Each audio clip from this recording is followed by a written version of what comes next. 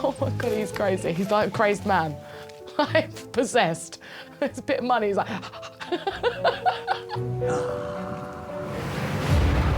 So I'm on my way to pick up the remaining 11 castaways, and this has been an extraordinary month of twists and turns. All I've done is put the money on there. What they do with it was down to them.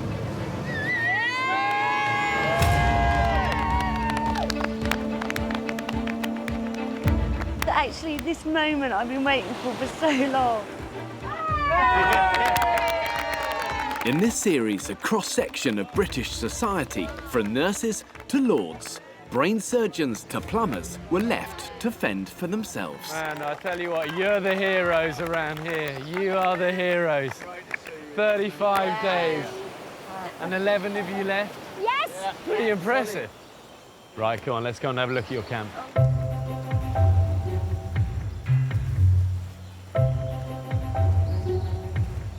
Okay, so this is your camp. This is also where you slept. Yeah. Which you could argue after 35 days is still a hobo camp. Yeah. Did anyone even try a bed, though? At the old camp we did, yeah. I built a bed a metre high. I was still waking up damp and cold. I think the beds would have been redundant if truth be known. I think calling it a hobo camp was putting it mildly. I'd call it a bit of a shithole. I'm the builder here, so I should be able to build something. Tri-frame beds. If I can't do that, I'm going to jack into the game, you know what I mean? Jim, come on, man, you could build stuff. But Jim took the view there was no point in sorting a camp out. This is just the boring ladies doing boring housework stuff. Just to get rid of some of the squalor before you have your guests arriving. There was a whole host of reasons why our camp was as shitty as it was, but it was home.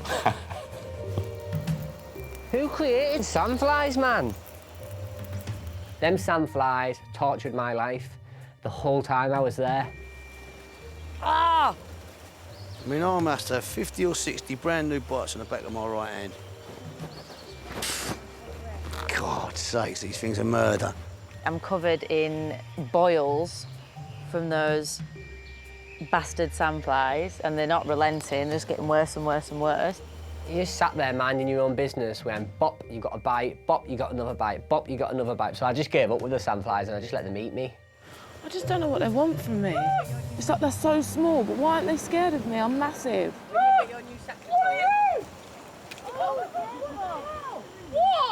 I could build a bed here. I'm next to the fire, I'm off the ground, I'm away from the sandflies. But all I say is it's still a hobo camp.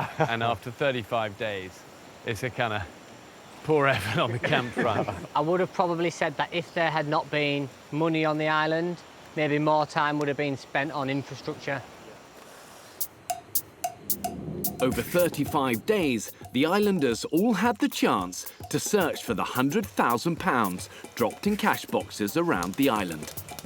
So what was your feeling when you first saw that first helicopter and a little parachute dropping out? Here comes trouble. Here comes trouble, that's right. Do you feel overall it was a good thing? Yeah, it makes it more interesting. Oh my God, we're here, and there's a box hanging from the tree. Ah! Oh, I can't just explain the emotional rush that I had from it. Now let go. Yeah, baby! Working out what to do with the money when they found it, the islanders had to quickly devise a strategy. As soon as that first box was in front of me, it felt like we just robbed the bank and got away with it. It kind of felt like a game. We'd had a sort of vague discussion. We would share it all, but nothing was actually set in concrete. Right, we're splitting this. If we aim for getting one box a day, we'll be OK. Yeah, absolutely. Game on, like, yeah, bring on the rest. Oh my God, he's crazy. He's like a crazed man, like possessed. It's a bit of money, he's like... It kind of reawoke the whole competitive spirit in me. I wanted to be part of that, you know, that little adventure of tearing down those parachutes. You're excited, aren't you? Oh, Looking back on it was by far the most sensible thing to do because it's more fun if there's a little bit of shenanigans going on. Holy fuck. What? There's a box. Not as enough. No, just kidding. Fucking dickhead. And after all, it is a game, isn't it? He's a league of his own. I can't compete with that guy. Been 6 years in the Marines. I'm just 7 years in the NHS.